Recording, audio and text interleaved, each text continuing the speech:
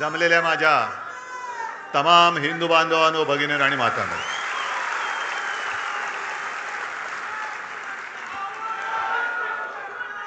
आज शिवसेनेचा 60वा वर्धापन दिन आहे आणि 60वा वर्धापन दिन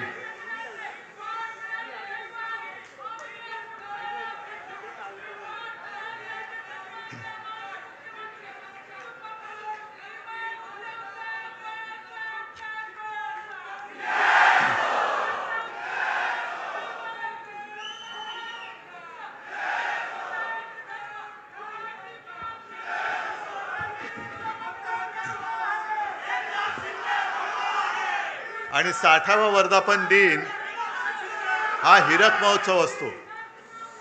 हिरक महोत्सव असतो. म्हणून नेहमीप्रमाणे मी माझ्या भाषणाची सुरुवात केलेली असली तरी आज विशेष म्हणजे तुम्हाला सगळ्यांना उद्देशून जमलेल्या माझ्या तर आहातच, पण मला दिलेल्या हिऱ्यापेक्षा मौल्यवान जीवाला जीव देणाऱ्या शिवसैनिक बांधवांनो, भगिनींनो आणि मातांनो, कारण ही देणगी माझी वडिलोपार्जित आहे. त्याच्यामुळे कोणी मायकल लाल ही देणगी माझ्यापासून हिरावून घेऊ शकत नाही. आजचा वर्धापन दिन अनेकांना वाटलं असेल की दुःखी आणि कष्टाने खचून गेलेला शिवसैनिक इथे दिसेल, पण इकडे एक सुद्धा शिवसैनिक खचलेला नाही, उलटा पेटलेला आहे.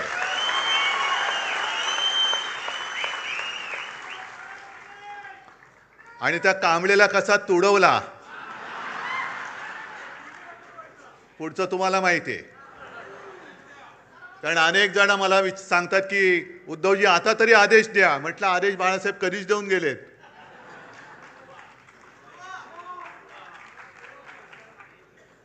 आज विशेषतः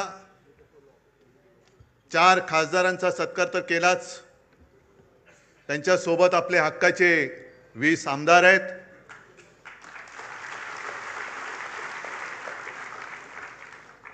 तुमच्यामध्ये बसलेले अनेक नगरसेवक आहेत आणि या चॅनलच्या माध्यमातून देशाच्या कानाकोपऱ्यात शिवसेना आणि बाळासाहेब प्रेमी हा कार्यक्रम बघतायत. तुमचा सत्कार कसा करायचा? माझा जीव ओवाळून टाकला तरी हा सत्कार पूर्ण मी करू शकत नाही. कारण संकटामागून संकट आली, येतील, पुढे येतील, पण संकटाला पुरून उरणारा शिवसैनिक माझ्यासोबत आहे तोपर्यंत मी सुद्धा करणार नाही. ही 60 वर्ष ही काही साधी नव्हती. या 60 वर्षामध्ये ज्यांनी शिवसेनेसाठी खस्ता खाल्ल्या, आज सुद्धा माझ्यासमोर अनेक जण बसलेत, तुरुंगवास भोगलेत, रक्ताचं पाणी केलंय. त्यातले काही जण आपल्यात आहेत, काही जण आपल्यात नाही आहेत. त्या सगळ्यांना मी विनम्र अभिवादन करतोय. शिवसेना प्रमुखांसोबतची ती पहिली नेत्यांची फळी, ती त्यावेळेला जी सगळी होते, मनोहर जोशी, सुधीर जोशी, वामनराव, प्रमोद नवलकर, दत्ताजी नलोडे, किती नावं घ्यायची. या सगळ्यांनी जे जे काही त्यावेळेला कष्ट घेतले, ते कष्ट आज महाराष्ट्राच्या कानाकोपऱ्यात आपल्याला दिसत आहेत. संकट अनेक आली, हे काय संकट नाहीच आहे. मगाशी चंदन शिवे जे बोलले तेच माझं मत आहे की ज्या वेळेपासून आपण आपलं यश अपयश हे निवडणुकीच्या निकालाबरोबर तुलना करायला लागलो, तिकडे आपण फसलो.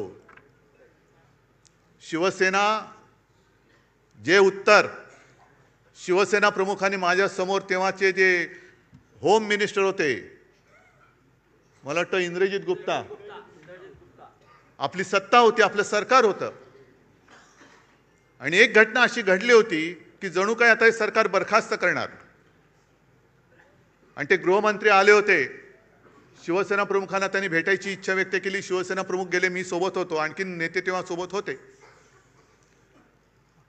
आणि इंद्रजित गुप्ता म्हणजे किती जणांनी त्यांचा फोटो पाहिला असेल मला माहिती नाही, पण त्यांचा चेहराच असा होता की जणू काही बुलडॉग समोर बसलाय. आणि त्यांनी सुरुवात अशी केली आणि सगळं बोलल्यानंतर बाळासाहेबांनी त्यांना सांगितले, तुम्ही काय कराल? माझं सरकार बरखास्त कराल ना? एक लक्षात घ्या, आम्ही सत्तेसाठी जन्माला आलेलो नाही, सत्ता आमच्यासाठी जन्माला आलेली आहे.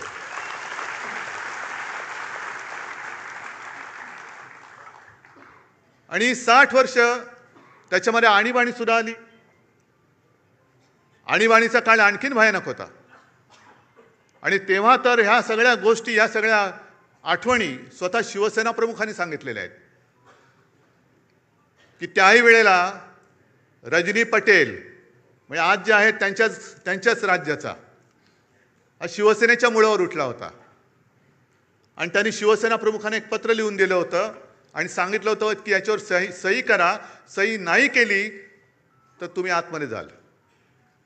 आणि ते पत्र असं होतं की जणू काही शिवसेना ही काँग्रेसमध्ये विलीन करा. जे आज बोंबलत बसलेत ना, आम्हाला वाटलं शिवसेना काँग्रेसमध्ये विलीन करणार.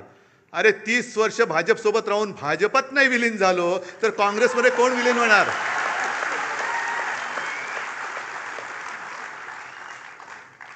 आणि शिवसेना प्रमुखांनी उत्तर दिलं होतं, मी सही करणार नाही, फेकून दिलं पत्र आणि सांगितलं जा तुझ्या पटेलला सांग, ज्या क्षणी तुम्हाला हात लावशील तेव्हा बाहेर तुझी आरती उठलेली असेल, प्रेत यात्रा निघेल तुझी बाहेर. या सगळ्या संकटाला तोंड देत देत देत आपण इथपर्यंत आलेलो आहोत. कारण काही सांगतायत. शिवसेना म्हणे काँग्रेसमध्ये विलीन होण्याची आम्हाला भीती वाटली. अरे मला भीती वाटते महाराष्ट्र भाजप आता मिंदेसेनेत विलीन होईल. कारण एक भाजपवाला मला सांगत होता की उद्धवजी काय दिवस आलेत आमच्यावर, आम्ही शिवसेनेसोबत भाजपा गावागावात पोहोचवण्यासाठी घरदार विसरून मेहनत केली, पण आता हे उपरे आमच्या डोक्यावरती बसलेत. आणि म्हणे काय सांगावं, दिल्लीतनं उद्या आदेश येईल, जा मिंदेची दाढी खाजवा. मिंदेचं म्हटलं नको, एवढं पुरेसं आहे, कळलं मला पुढचं काय ते, आम्हाला खाजवावी लागते दाढी. ही अशी वेळ आली. आहे कुठे तो भाजप, आहे कुठे? आज भाजपकडे संसदेत 2/3 मेजॉरिटी अजिबात नाहीये, पण जेवढे भाजपाचे खासदार आहेत त्याच्यात 2/3 सगळे बाहेरचे आहेत, सगळे काँग्रेसमधले आहेत, इथले तिथले आहेत. म्हणजे जे मी लोकसभेच्या निवडणुकीत बोलत होतो तेच मगाशी कोणतरी एक कवी बोलले की अरे तुम्हाला राजकारणात पोरं होत नाही म्हणून आमची का पळवत आहे? तुमच्या वांजोटेपणावर तुम्ही उपचार करा ना, विचाराचं वांजोटेपण आहे तुमच्यामध्ये. आमची कशाला पोरं पळवतात? किती पळवाल पोरून? आमची काय तुमची पोरं पळवणारी टोळी म्हणून आमची पोरं पुरवणारी टोळी नाहीये. किती किती घेऊन जाल तुम्ही? आणि काय उद्धव ठाकरे कोणाला भेटत नाहीत. बरं उद्धवजी नाही तर आदित्य ठाकरे फिरले पाहिजेत. मग मी जर कोणाला भेटत नव्हतं तर गदाड्या तू निवडून कसा आलास? लोकसभेच्या वेळेला सुद्धा तुमच्या सगळ्यांच्या सोबत प्रत्येक लोकसभेमध्ये किमान 6 ते 10 सभा मी तेव्हा घेतल्या होत्या, 6 ते 10, तेव्हाही निवडून आलेले आहेत. पण जर का मी असं गर्वाने म्हटलं की मी तुला तिकीट दिलं, मी तुला निवडून आणलं, मी तुला मंत्री केलं, मी तुला आमदार केलं, मी तुला विधानसभेतल्या मंत्रिपदाची तिथली खुर्ची दाखवली, तर हा माझा गर्व असेल. पण मी गर्वाने नाही बोलू शकत, कारण मला माहिती आहे की उद्धव ठाकरेला किंमत नाही, उद्धव बाळासाहेब ठाकरेला किंमत आहे.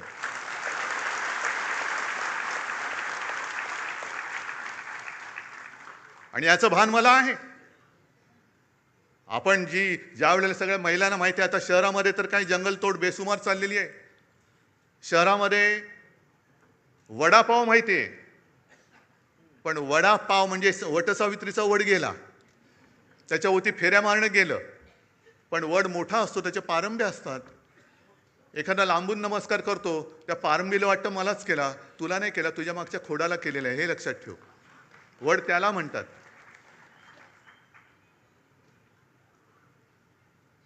आणि मातोश्रीवरती शिंतोडे उडवत आहेत. मला कळत नाही ही कुठली अवलाद. म्हणजे ज्या शिवसेना प्रमुखांनी मराठी माणसाच्या आणि हिंदूंच्या रक्तामध्ये स्वाभिमान रुजवला, त्या रक्तामध्ये हे भेसळ कुठून आणली? ही कोणाची अवलाद आहे? ते तर कळतंय, दुसऱ्याचे बाप चोरावं लागतायत. कारण मला आठवत आहे की शिवसेनेची जेव्हा स्थापना झाली तो क्षण आजही माझ्या डोळ्यासमोर आहे.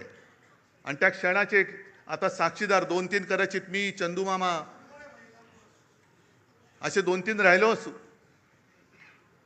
मी अनेकदा सांगितलेलं आहे की तुमच्या सगळ्यांपेक्षा सगळ्यात ज्येष्ठ शिवसैनिक मी आहे. कारण शिवसेनेच्या स्थापनेचा नारळ हा माझ्यासमोर फुटलेला आहे आणि त्यातनं उडालेले तुषारे माझ्या अंगावरती उडालेले आहेत. नाही, तुम्ही त्या क्षणाला तिकडे हजर नव्हतात. खरसीकर बोलतात मी होतो म्हणून. मी तेव्हा तिकडे हजर होतो आणि ते तुषार माझ्या अंगावरती उडाले. मी मागेही बोललोय की मला कल्पना नव्हती की ते उडालेले तुषार मला एवढं भिजवून टाकतील. की पूर्ण शिवसेनेची जबाबदारी माझ्या खांद्यावर येईल. तिथपासून मी शिवसेनेची वाटचाल बघतोय.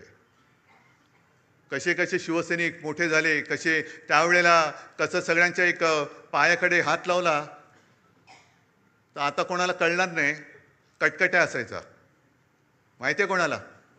काय? रामपुरी. आणि ते हे आमचा टाइमपास तोच. आम्ही शाळेतली मुलं सगळे लालबाग परळ, तेव्हा परेल नव्हतं, परळ होतं. शिवसैनिक यायचे आणि तेच सुरक्षा कवच. आणि कुठून कुठून दुसरीकडनं पण सगळे शिवसैनिक यायचे. आणि मग प्रत्येक जण दाखवायचा, बघा माझा 8 काठ्याचा आहे. म्हणजे त्याला टक टक टक टक टक 8 आवाज यायचा, 11 काठ्याचा, असे सगळे ते होतं. आणि ते बघत बघत आम्ही लहानाचे मोठे झालो. तेव्हाच्या सगळ्या मारामाऱ्या एकतर म्हणजे म्हणतात ना, एक तू तरी राहशील तरी नाही तर मी तर राहीन, तशा त्या मारामाऱ्या व्हायच्या. गँग वॉर, हे तसं गँग वॉर आत्ता जसं मध्ये झालं होतं तसं गँग वॉर नाही. वाड्यांची फाईट, सोडा वॉटरच्या बाटल्या, दगडफेक वगैरे सगळं तिथून बघत बघत बघत आता जे सुरू झालंय ते सगळं काय त्याला म्हणतात, ट्रोलिंग. म्हणजे घर बसल्या शिव्या द्यायचं.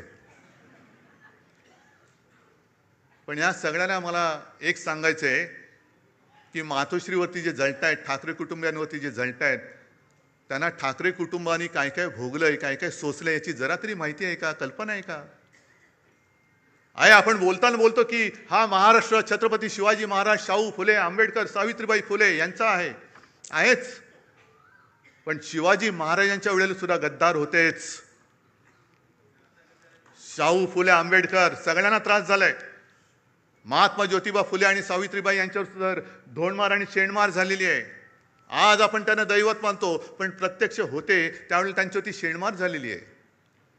शाहू महाराजांना सुद्धा त्याचा सामना करावा लागलेला आहे. त्यांची सुद्धा बदनामी झालेली आहे. कशाला माझ्या आजोबांना प्रबोधनकार ठाकरे जे सांगतात ना, प्रबोधनकारांचा वारसा घेऊन पुढे जा, पण प्रबोधनकारांना सुद्धा काय काय भोगावं लागलंय का?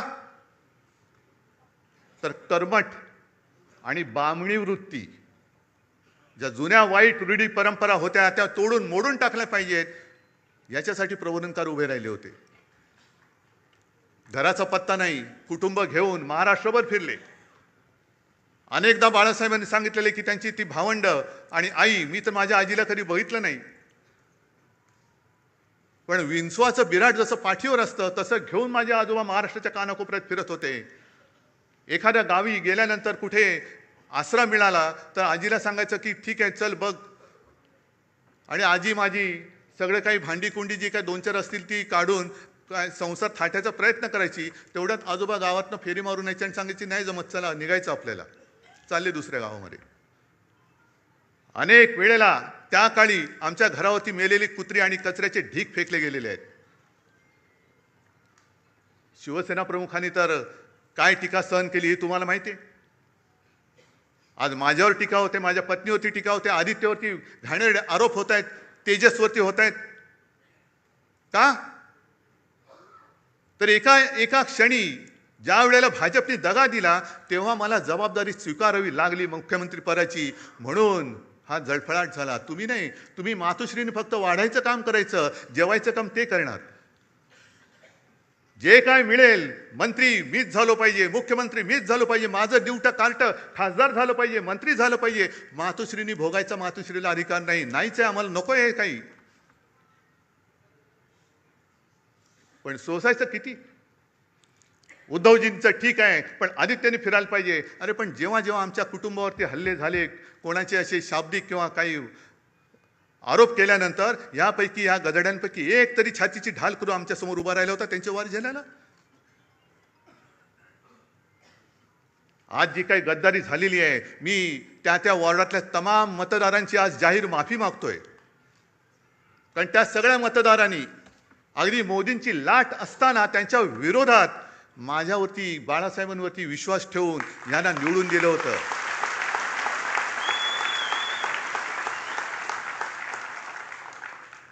जे आम्हाला डिवचलं जात होतं की तुमची मोदींच्या चेहऱ्यावरती खासदार निवडून आलेत, मोदींचा चेहरा न वापरता आपल्या शिवसेनेचे 9 खासदार डौलाने निवडून आले होते. काही थोडक्यात गेले एक तरी इथली तर सीट चोरलीच. कुठे होते मोदी? आणि त्याच्यानंतर म्हणजे तेव्हा भाजपचे 20 पेक्षा जास्त खासदार ते पण 9 झाले.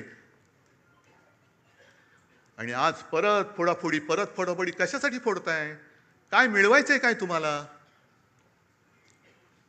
म्हणजे सत्ता पिपासू किती व्हायचं? सरदार वल्लभभाई पटेलांनी मराठवाड्यामध्ये पोलीस कारवाई केली, ती का केली होती? रजाकारांना घालवण्यासाठी आणि तो प्रांत आपल्या देशात आणण्यासाठी म्हणून पोलीस कारवाई केली होती. आणि यांनी काय केलं?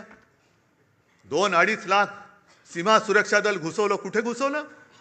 बंगालमध्ये एका महिलेला हरवण्यासाठी निवडणूक आणि स्वतःचा पक्ष जिंकण्यासाठी देशाचं सुरक्षा दल तुम्ही वापरता. कोणालाच काय वाटत नाही. ममता बघा कशा लढतायत. काय होतंय? हारल्यानंतर किती देशामध्ये प्रतिक्रिया उमटली. 2.25-2.5 लाख फौज जर तुम्ही निवडणूक जिंकण्यासाठी वापरत असाल, स्वतःच्या पक्षासाठी वापरत असाल, तर मणिपूरमध्ये का नाही घुसवत? अजून 12 वर्ष होऊन गेली. पाकव्याप्त काश्मीरमध्ये अजून का नाही घुसवली? चला उद्या घुसवा. शिवसेना तुम्हाला जाहीर पाठिंबा देते.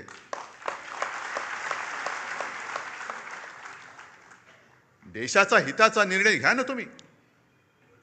असं तोडून फोडून भामटेगिरी करण्यापेक्षा बोलवा ना आम्हाला. आम्ही तर पाकिस्तानी नाही होत ना. माझ्या घराण्याचा इतिहास आहे. तुमच्या असलं तर तुम्ही पण सांगा. असेल, मी कुठे नाही म्हणतोय. आम्ही पाकिस्तानातून आलेलो नाही आहोत. आम्ही सुद्धा देशप्रेमी आहोत. तुमच्या एवढेच किंवा तुमच्यापेक्षा जास्त काकणभर जास्त आम्ही देशप्रेमी आहोत. आणि आज जे आपल्याला विरोध करतायत हे तेच आहेत ज्यांनी शिवसेना प्रमुखांना विरोध केला.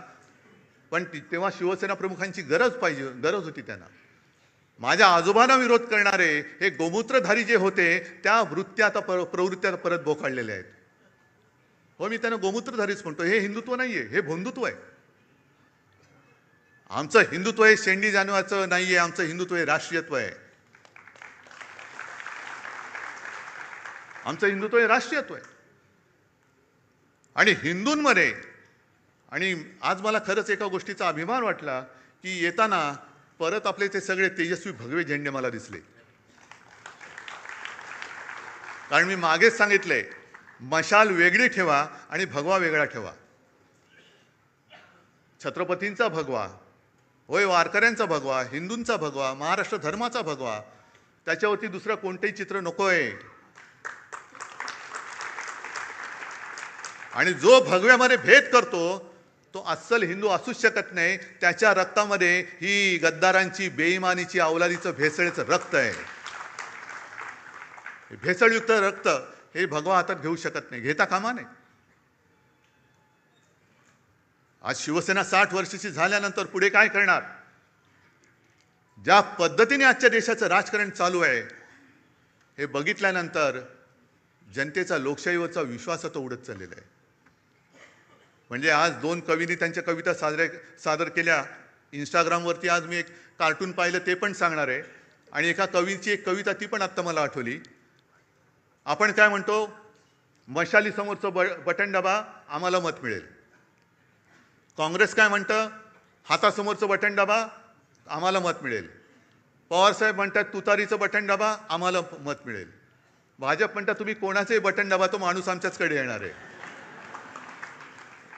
मग निवडणुकीचा खर्च करता कशाला? आणि आता हे जे दिवस चाललेले आहेत ते बघितल्यानंतर डॉक्टर लोक आता प्रश्नचिन्हांकित झाले, तर आपण नेमकं करतो काय? कारण जे कार्टून मी म्हणत होतो ते सोशल मीडियावरती आज आले.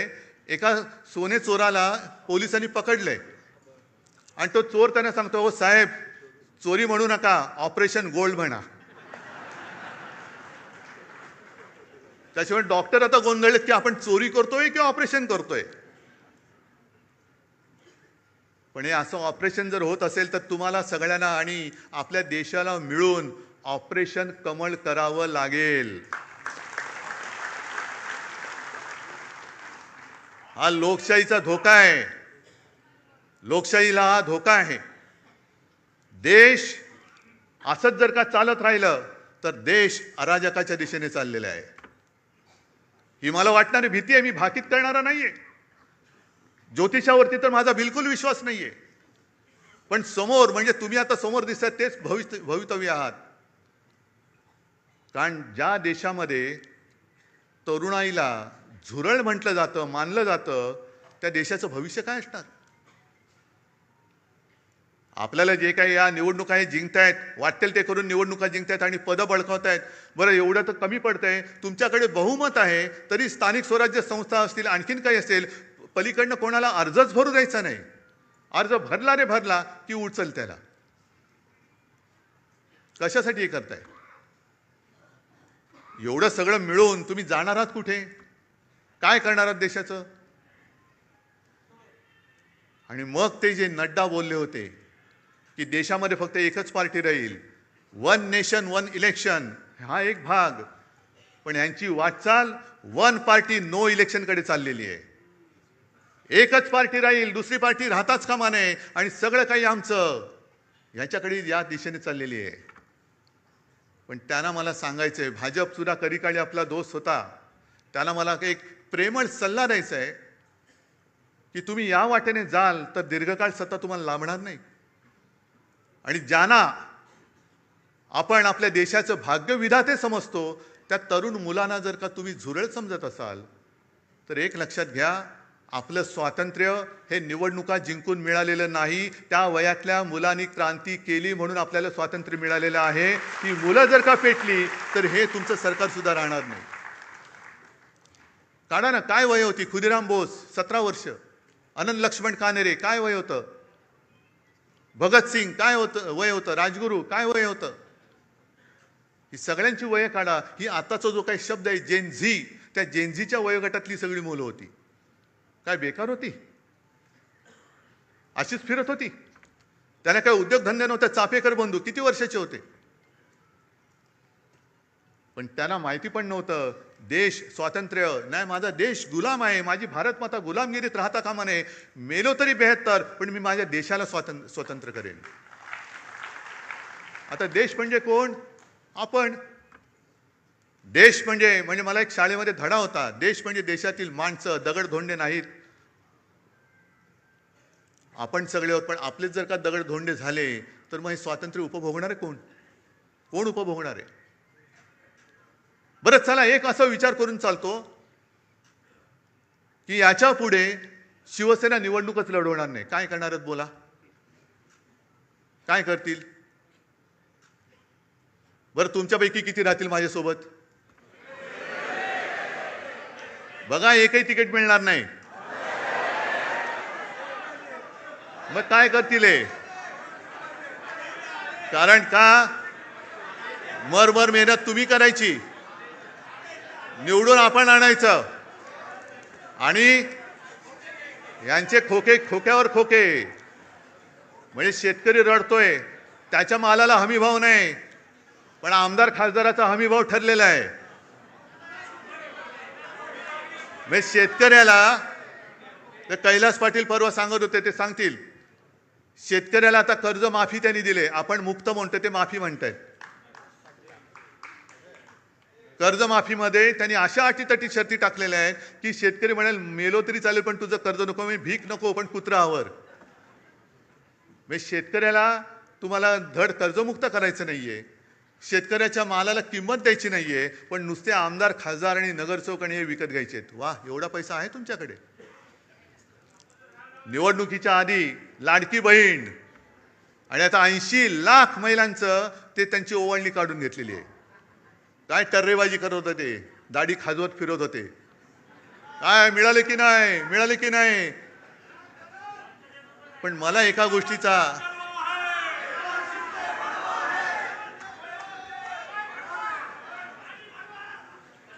गोष्टीचा थोडं वैषम्य वाटतं की अरे मेहनत तुम्ही केले ना, मत तुम्ही दिले ना, मग जाब विचारण्याचा अधिकार तुम्ही का सोडताय? का नाही जाब विचारत? हिम्मत होते कशी? होते कशी? आदेश काय देऊ? निवडून आणा म्हणून तुम्हाला मी आदेश दिला होता, तुम्ही निवडून दिलं, मग मेहनत तुम्ही घेतलेली आहे. मेहनत केल्यानंतर जाब विचारण्याचा अधिकार तुमचा आहे, तुम्ही तो बजावत नाही आहात. विचारा जाब त्यांना. आणि मी स्वतः बघितलेलं आहे, हे आता जे गेलेत त्याला कैलास साक्षीदार आहे. माझं भाषण झाल्यानंतर तुडुंब सभा होती. माझं भाषण झालेलं एक शेतकरी आला, मळके कपडे, शेतकऱ्याचे कपडे तसेच असतात, आणि एक बटवा घेऊन आला. मला म्हणाला की उद्धवजी, तुमच्या हस्ते ही मला मदत आपल्या उमेदवाराला द्यायची आहे.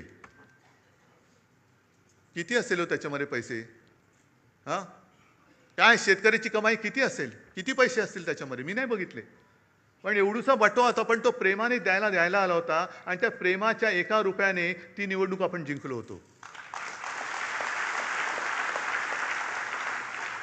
समोरून पैशाचा महापूर होता, धबधबे कोसळत होते. 50 कोटी काय, 100 कोटी काय? का तर शिवसेनेला हरवायचं. त्याच्यासाठी हा हरामाचा पैसा हे आपल्या समोर ओतत असताना शेतकऱ्यांसारखी सारी गरीब माणसं त्याच्या कष्टाचा पैसा देऊन आपले खासदार त्यांनी जिंकून आणले होते. कुठे फेडाली पाप? कुठे फेडाल? आणि तेच उमेदवार बोलले होते की खंडोजी खोपडे नाव घेतलं तर तुम्ही काय म्हणता? सूर्याजी पिसाळ नाव म्हटल्यानंतर तुम्ही काय म्हणता? मग 400 वर्ष झाली तरी त्यांच्या कपाळावरचा गद्दारीचा शिक्का पुसला नाही. यांना किती वर्ष लागतील यांच्या कपाळावरचा शिक्का पुसायला? हे ज्यांनी विचारलं त्यालाच विचारा आता, तू काय म्हणतोय?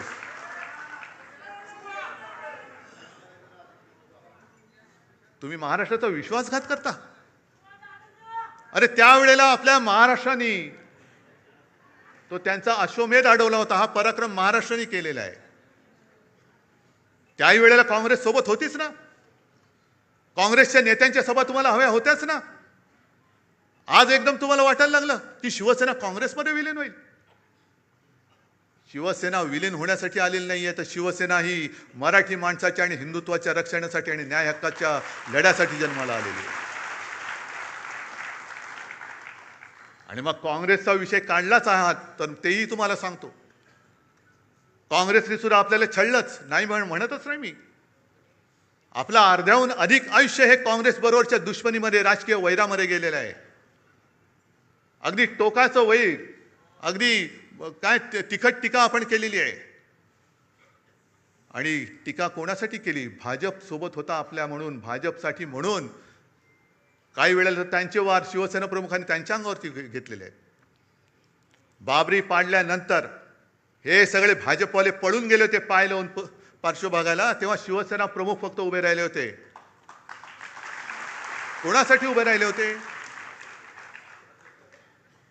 कोणावरचं संकट त्यांनी आपल्यावर घेतलं होतं? या सगळ्या गोष्टी तुम्ही विसरून गेलात. अगदी बाबरी पाडल्यानंतर सुद्धा आरोपी नंबर 1 का 2 हे आपले हिंदू हृदय सम्राट होते. मला वाटतं 1 नंबर अडवाणी, 2 नंबर शिवसेना प्रमुख. लखनौ कोर्टात पण जावं लागलं होतं. सीबीआयची चौकशी झाली, पण बाळासाहेबांनी त्यांनी सीबीआयने तिकडे नाही बोलवलं. सीबीआयचे अधिकारी व्यवस्थित येऊन आदबीने शिवसेना प्रमुखांना विचारून गेले होते. काँग्रेसने सुद्धा आपली माणसं फोडली. काही माणसं आपण काढून टाकली होती, ती त्यांनी घेतली. पण कधीही काँग्रेसने त्याच्यापैकी कोणालाही मुख्यमंत्री केला नव्हता. मुख्यमंत्री कुठे होता? कधी काँग्रेसने आपल्याला छळलं असं छळलेलं नव्हतं.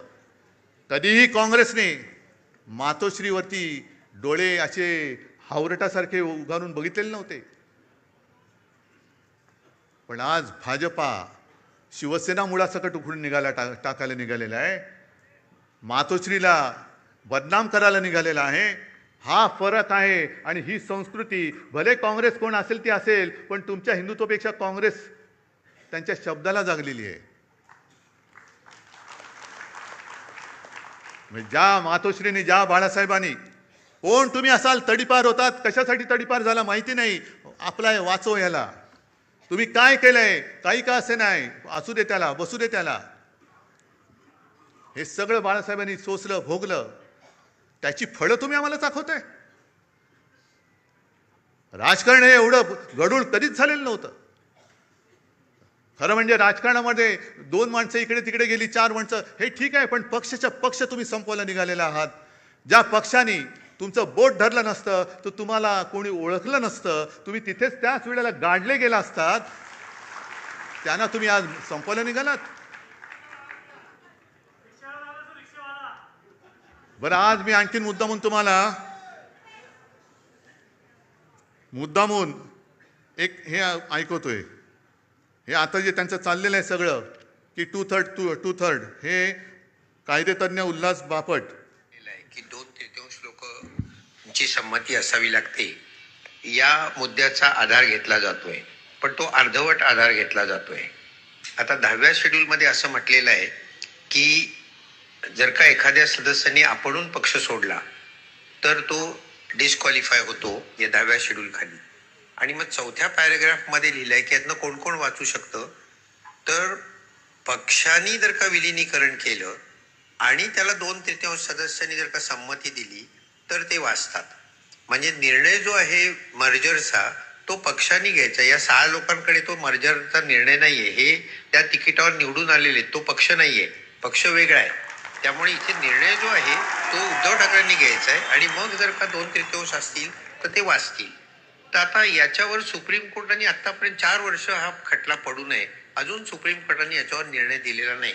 मला तर काही वेळा असं वाटतं की इतक्या उदात्त हेतूने हा अँटी डिफेक्शन लॉ केला होता 85 साली, की ही जी संसदीय लोकशाही आहे त्याचा आत्माच मुळी पक्ष पद्धती आहे. तर ती निकोप ठेवायची असेल तर पक्षांतर बंदी कायदा पाहिजे, म्हणून हा केला. त्याचं इतकं विकृतीकरण गेल्या काही दिवसांमध्ये केलंय 4 वर्षामध्ये, आणि सुप्रीम कोर्ट गप्प बसलंय. तर मला तर काही वेळा असं वाटतं राज्यघटना शिकवणारा म्हणून, की या विकृतीकरणाला सगळ्यात जास्त कोणी जबाबदार असेल तर सुप्रीम कोर्टच जबाबदार आहे.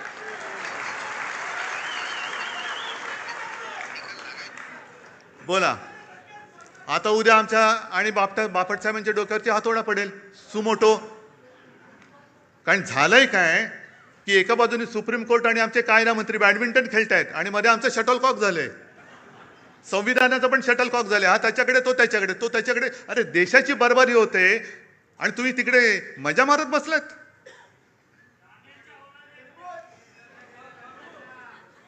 पण आता विचार सगळ्यांनी केला पाहिजे, केवळ शिवसेनेने नाहीये. हा विषय शिवसेनेचा नाहीये. का शिवसेना पाहिजे, एक तर शिवसेना हवी आहे की नको आहे, हा विचार सगळ्यांनी करा.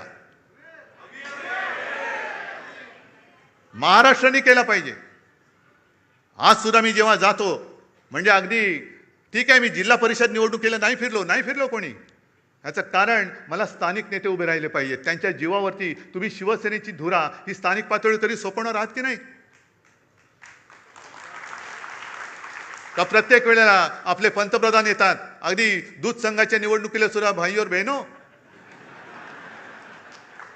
मग माझे स्थानिक लोक आहेत कुठे? बरं, तुम्ही खासदार आहात, तुम्ही आमदार आहात, अरे करा ना निवडणूक, लढवा.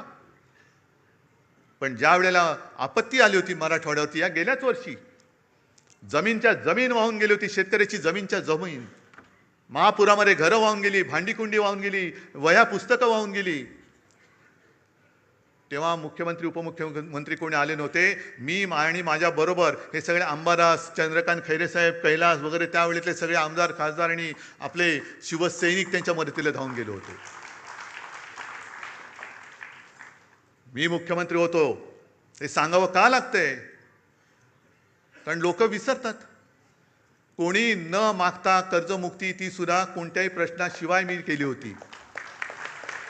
10 रुपयामध्ये शिवभोजन दिलं होतं. आणि करोनामध्ये काय केलं होतं हे तुम्हाला माहिती आहे. आणखीन आमच्या घराण्याचा जो इतिहास आहे तो एक सांगायचा राहिला, कारण प्रबोधनकारांपर्यंत तुम्हाला सगळ्यांना माहिती आहे. प्रबोधनकारांचे वडील सीताराम ठाकरे कोणालाच माहिती नाही आहेत. माहिती असतील कसे, कारण जसा करोना आला होता तसं त्यावेळेला प्लेग आला होता. आणि तेव्हा आमचं घराणं हे पनवेलमध्ये राहायचं. आणि प्लेग म्हणजे काय, लागला की गेला, म्हणजे कोणाला गाठ आली का गेलाच. आणि त्याच वेळेला मग ते रँड वगैरे ते सगळं झालं ते पुण्यामध्ये ते तिकडे. पण मृतदेह वाहून न्यायला कोणाची तयारी नव्हती, हिंमत होत नव्हती.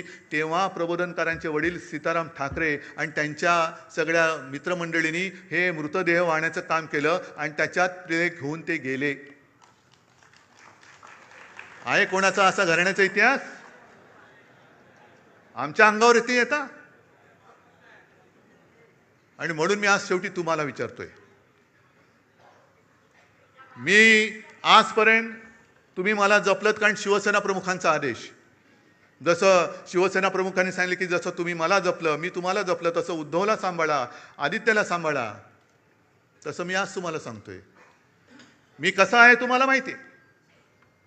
माझ्या माणसाने माझ्यावरती बोट दाखवलं तर एक क्षण सुद्धा मी राहणार नाही तिकडे. आणि म्हणून मी मुख्यमंत्री पद सोडलं आणि वर्षा सोडून मातोश्रीला गेलो. त्याच्यामुळे नाटक म्हणून मला कधी जमलेलं नाही आणि करण्याची गरज नाही आहे. मला जर का काही पाहिजे असतं तर आज सुद्धा मी विनासायास विधान परिषदेमध्ये टिकोजीरावासारखं जाऊन बसलो असतो, पण मी नाही गेलो. म्हणून मी आज तुम्हाला सांगतोय, विचार करून उत्तर द्या. 60 वर्ष पूर्ण झालेली आहेत. गेली जवळपास 12-13 वर्ष मी तुमची नेतृत्वाची जबाबदारी सांभाळतोय. पण जे आरोप माझ्यावरती होत आहेत ते जर तुम्हाला खरं वाटत असतील तर तुम्ही मला सांगायचं, मी आत्ता या पदावरनं पाय उतारवायला तयार आहे. फक्त माझी एक अट आहे की ही सोन्यासारखी शिवसेना चोराच्या दरोडेखोराच्या हातात जाऊ द्यायची नाही. तुमच्यापैकी एक शिवसैनिक येऊ द्या, तो शिवसेना पक्षप्रमुख बनेल, मला त्याचं सुद्धा कौतुक वाटेल. मला नेतृत्वाची सोच नाही, मला नेतृत्वाची हाव नाहीये. मी आत्ता हे पद सोडायला तयार आहे. पण कोणी लाचार, गद्दार, भेसळयुक्त रक्ताचा माणूस माझ्यावरती आरोप करत असेल तर त्याला उत्तर तुम्ही द्यायचं आहे. बाकी मी डगमगलेलो नाहीये, मी खचणारा नाहीये. अनेक संकट आली, अनेक वादळं आली, मी पळणारा नाहीये. मी पहाडासारखा उभा राहीन, जबाबदारी स्वीकारेन. पण तुमच्या मनात जोपर्यंत विश्वास आहे तोपर्यंतच हे मी करेन. आणि ज्या क्षणी तुम्हाला वाटेल त्या क्षणी मी हे पद सोडल्याशिवाय राहणार नाही. जय हिंद, जय महाराष्ट्र.